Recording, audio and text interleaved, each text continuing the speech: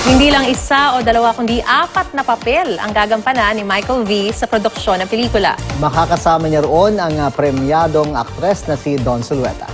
Yan ang Star Bites ni Nelson Canda.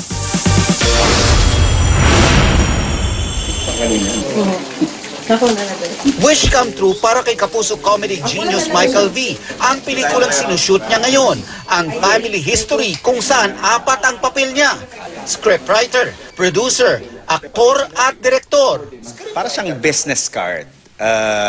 I could have chosen an easier project to do, pero ito medyo makikita mo yung basics eh. Para lang mapatunayan or may pakita sa mga tao na may kakayahan din tayo ng paggawa ng ganitong klaseng pelikula at yung pag-wear nung hat na yon bilang direktor. 10 taon na raw ang nakalipas mula nang gumawa ng pelikula si Bitoy, ang comedy hit na Yaya Angelina and the Spoiled Brat.